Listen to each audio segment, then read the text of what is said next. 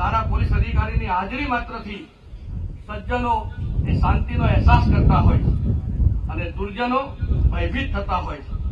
Police અધિકારી તરીકેનું આ ગૌરવ તમે સૌ કાયમ અનુભવો અને આપ જ્યાં પણ ફરજ બજાવો ત્યાં કાયદો અને વ્યવસ્થાની ઉત્તમ જાળવણી કરી લોકચાહના પ્રાપ્ત કરો એવી હું અપેક્ષા રાખું છું.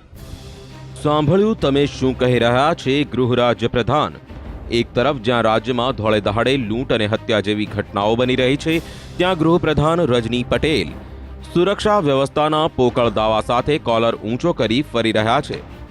પરંતુ અમે રોજ બનતી ગુનાઓની ઘટનાની વણઝારથી રજની પટેલને વાસ્તવિક પરિસ્થિતિનું ભાન કરાવી રહ્યા છીએ.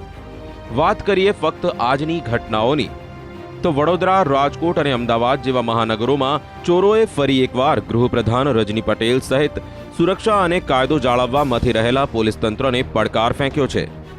રાજકોટથી પોરબંદર જતા એક વેપારીને કેફી પીણું પીવડાવી રૂપિયા 13 લાખના સોનાના દાગીના સહિત રૂપિયા 2.50 લાખ રોકડની લૂંટ ચલાવાઈ.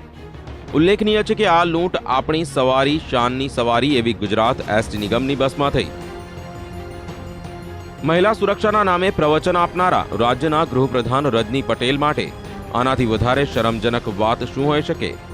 અમદાવાદના સરદારનગર વિસ્તારમાં એક કિશોરી વેચાઈ ગઈ અને કિશોરીના માવતર સબ સુરક્ષિત સબ સલામતનો ડીંગો મારતા પોલીસ સ્ટેશનના પગથિયે ફરિયાદ નોંધાવવા કલાકો સુધી બેઠા રહ્યા.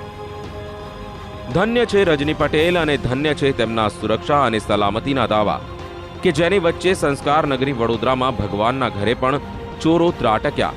સિનોરના કુકસમાં નાયા કાકા મંદિરમાં તસ્કરો 17 કિલો ચાંદી અને દાન પેટી ઉઠાવી ગયા. રાતના અંધારામાં લૂંટાઈ ગયેલા ઘરોના માલિક, હવસના વરુઓની શિકાર બનતી મહિલાઓ, યુવતીઓ, કિશોરીઓ અને બાળકીઓ, અહીં સુધી કે મંદિરમાં બેઠેલા ભગવાન પણ ચોરો સામે અવાજ ઉઠાવતા ડરે છે. કારણ કે તેમને સમજાઈ ગયું છે અંધેરી નગરી ચોપટ રાજા. આ વાત ગૃહપ્રધાન રજની પટેલને ક્યારે સમજાશે? બ્યુરો રિપોર્ટ, સંદેશ ન્યૂઝ.